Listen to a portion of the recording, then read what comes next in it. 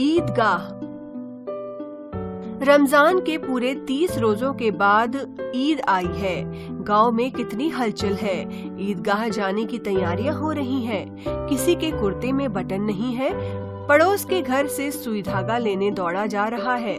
किसी के जूते कड़े हो गए हैं। उनमें तेल डालने के लिए तेली के घर भागा जाता है। जल्दी जल्दी बैलों को सानी पानी दे दें। ईदगाह से लौटते लौटते दोपहर हो जाएगी।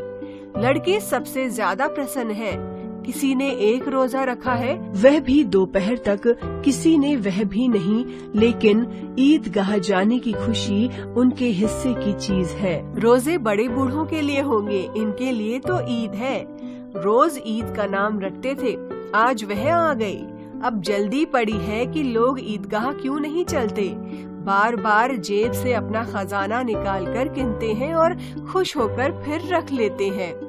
महमूद गिनता है 1, 2, 10, 12। उसके पास 12 पैसे हैं। मोहसिन के पास 1, 2, 3, 8, 9, 15 पैसे हैं। इन्हीं अनगिनत पैसों से अनगिनत चीजें लाएंगे, खिलौने, मिठाइयाँ, बिगुल, गेंद और जाने क्या क्या।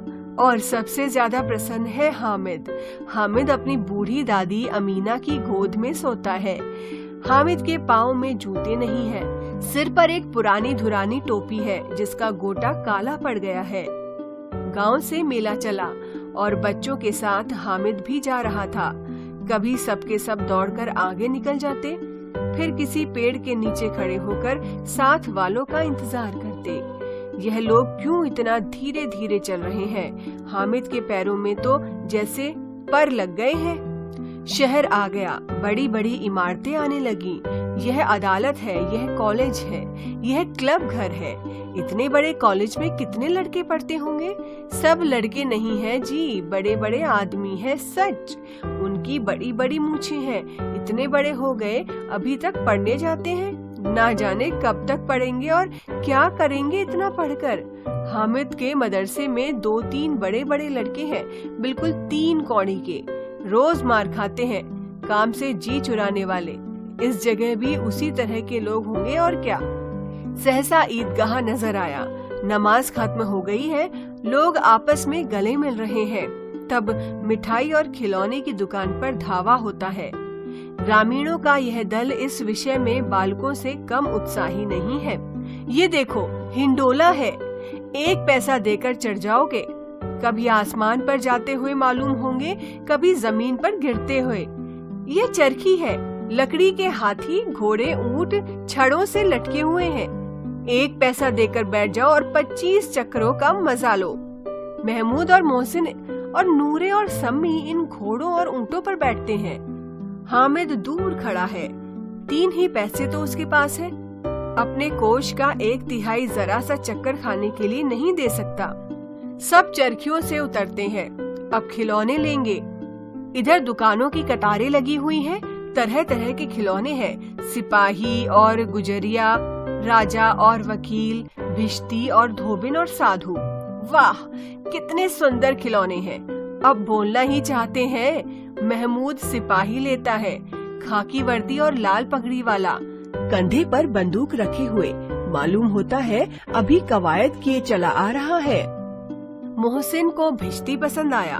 कमर झुकी है, ऊपर मशक रखे हुए हैं। मशक का मुंह एक हाथ से पकड़े हुए है। बस मशक से पानी उड़ेलना ही चाहता है।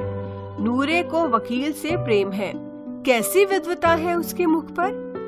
काला चोगा, नीचे सफेद अचकन, अचकन के सामने की जेब में घड़ी, सुनहरी जंजीर, एक हाथ में कानून का पोथा लिए हुए। मालूम होता है अभी किसी अदालत से जिरह या बहस किए चले आ रहे हैं। यह सब 2-2 पैसे के खिलौने हैं। हामिद के पास कुल 3 पैसे हैं। इतने महंगे खिलौने वह कैसे ले? खिलौना कहीं हाथ से छूट पड़े तो चूर चूर हो जाए, जरा पानी पड़े तो सारा रंग धुल जाए। ऐसे खिलौने लेकर वह क्या करेगा? लेकिन ललचाई हुई आंखों से खिलौनों को देख रहा है और चाहता है कि जरा देर के लिए उन्हें हाथ में ले सकता। खिलौने के बाद मिठाइयाँ आती हैं। किसी ने रेवड़ियाँ ली है, किसी ने गुलाब जामुन, किसी ने सोहन हलवा। सभी मजे से खा रहे हैं। मिठाइयों के बाद कुछ दुकानें लोहे की चीजों की है। कुछ गिलट और कुछ नकली गहनों की। लड़कों के लिए यहाँ कोई आकर्षक नहीं था। वे सब आगे बढ़ जाते हैं। हामिद लोहे की दुकान पर रुक जाता है। कई चिमटे रखे हुए थे। उसे ख्याल आया दादी के पास चिमटा नहीं है। तवे से रोटियां उतारती है तो हाथ जल जाता है। अगर वह चिमटा ले जाकर दादी को दे दे तो वह कितनी प्रसन्न होंगी। फिर उनकी उंगलियां कभी ना जलेंगी। घर में एक काम की चीज हो जाएगी। खिलौने से क्या फायदा।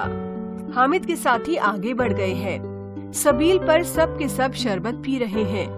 देखो सब कितने लालची हैं। इतनी मिठाइयाँ ली, मुझे किसी ने एक भी ना दी। उस पर कहते हैं मेरे साथ खेलो, मेरा ये काम करो। अब अगर किसी ने कोई काम करने का कहा तो पूछूंगा, खाई मिठाइयाँ? आप मुंह सड़ेगा, फोड़े फुंसियाँ निकलेंगी, आपकी जबान चटोरी हो जाएगी। सब के सब हंसेंगे कि हामिद ने चिमटा लिया है। हंसे मेरी बला से।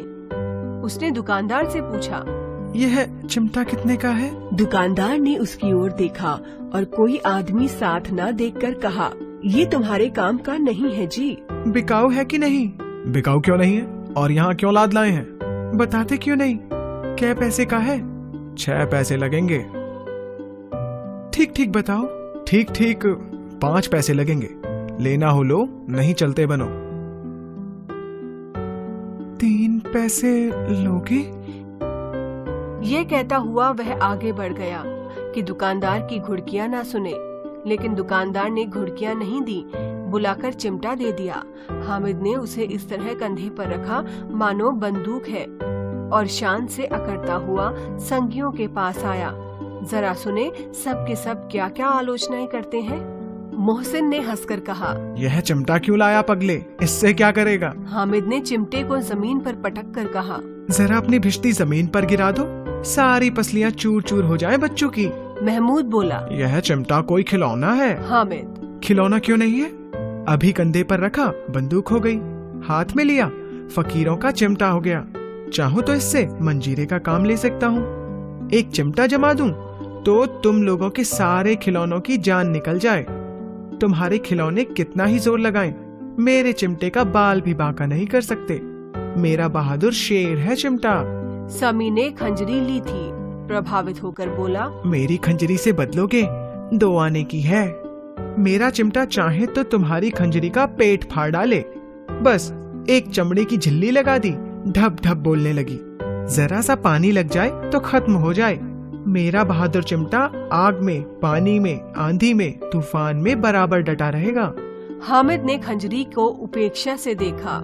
चिमटे ने सभी को मोहित कर दिया, लेकिन अब पैसे किसके पास धरे हैं। फिर मेले से दूर निकल आए हैं। 9 कब के बज गए। धूप तेज हो रही है। घर पहुंचने की जल्दी हो रही है। बाप से जिद भी करे तो चिमटा नहीं मिल सकता। हामिद है बड़ा चालाक, इसलिए उसने अपने पैसे बचा रखे थे। उसका चिमटा रुस्तमे हिंद है। औरों ने 3-3, 4-4 आने पैसे खर्च किए पर कोई काम की चीज ना ले सके। हामिद ने 3 पैसे में रंग जमा लिया। सच ही तो है, खिलौने का क्या भरोसा, टूट फूट जाएगा। हामिद का चिमटा तो बना रहेगा बरसों। संधि की शर्तें तय होने लगी। मोहसिन ने कहा, जरा अपना चिमटा दो, हम भी देखें। तुम हमारा भिश्ती लेकर देखो। महमूद और नूरे ने भी अपने अपने खिलौने पेश किए।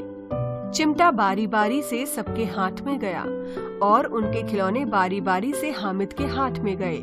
कितने खूबसूरत खिलौने हैं। हामिद ने हारने वालों के आंसू पोंछे। मैं तुम्हें चिढ़ा रहा था, सच। यह चिमटा भला इन खिलौनों की क्या बराबरी करेगा? मालूम होता है अब बोले तब बोले। मोहसिन, लेकिन इन खिलौनों के लिए कोई हमें दुआ तो ना देगा? महमूद, दुआ को लिए फिरते हो, उल्टे मारना पड़े। अम्मा जरूर कहेगी कि मेले में यही मिट्टी के खिलौने मिले। हामिद को स्वीकार करना पड़ा कि खिलौने को देखकर किसी की माँ इतनी खुश ना होगी जितनी दादी चिमटे को देखकर होंगी। फिर अब तो चिमटा रुस्तमे हिंद है और सभी खिलौनों का बादशाह। रास्ते में महमूद को भूख लगी। उसके बाप ने केले खाने को दिए। महमूद ने केवल हामिद को साझी बनाया। उसके अन्य मित्र मुंह ताकते रह गए। यह उस चिमटे का प्रसाद था। 11 बजे सारे गांव में हलचल मच गई। मेले वाले आ गए। मोहसिन की छोटी बहन ने दौड़कर भिश्ती उसके हाथ से छीन ली और मारे खुशी के जो उछली तो मियाँ भिश्ती नीचे आ रहे और परलोक सिधारे। इस पर भाई बहन में मारपीट हुई। दोनों खूब रोए। उनकी अम्मा यह शोर सुनकर बिगड़ी और दोनों को ऊपर से 2-2 चांटे और नूरे के वकील का अंत इससे ज्यादा गौरवमय हुआ। वकील जमीन पर या ताक पर तो नहीं बैठ सकता। दीवार में 2 खूंटियां गाड़ी गईं। उन पर लकड़ी का एक पटरा रखा गया। पटरे पर कागज का कालीन बिछाया गया।